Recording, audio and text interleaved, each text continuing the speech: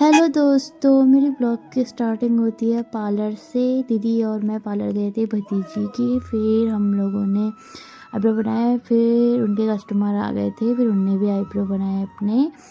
फिर उसके बाद मेरे फाइनल बाल स्ट्रेट हो रहे थे क्योंकि मैं बाल स्ट्रेट कराने गई थी। फिर उसके बाद दोबारा उनके कस्टमर आ गए थे। फिर उसके बाद फिर दोबारा मैं बैठी बाल स्ट्रेट होने के लिए। फिर उसके बाद बार बार लाइट भी चली जा रही थी मेरी। क्या करते हैं गाइस।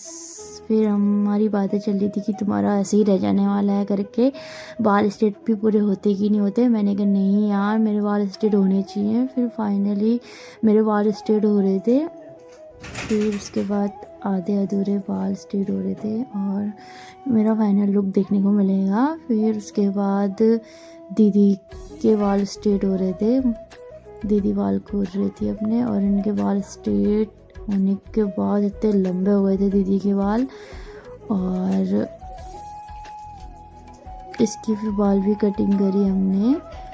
फिर उसके बाद इसका फाइनल लुक कुछ ऐसा था और इसका बेटा भी सो गया था। फिर बेटे को गोद में पकड़ा था, बाल भी सेट हो रहे थे और हम लोगों को बहुत अच्छा लगा इनके साथ पार्लर में। खूब इंजॉय भी किया हमने।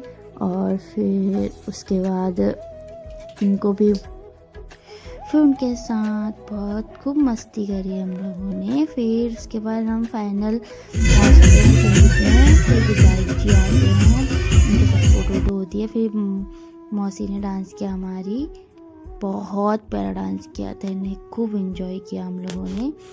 फिर उसके बाद मेरी छोटी बहन आती है, मौसी की लड़की, इसने भी खूब डांस किया, बहुत प्यारा डांस किया इसने और लग भी बहुत प्यारी रही थी। फिर हम लोगों ने खूब इंजॉय किया। फिर फाइनली जिसकी शादी है वो आते हैं, मेरी दीदी। फिर उसके बाद दीदी ने बहुत प्यारा डांस किया था और मौसी पैसे उड़ा रहे थे, बहुत अच्छा लगा गाइस।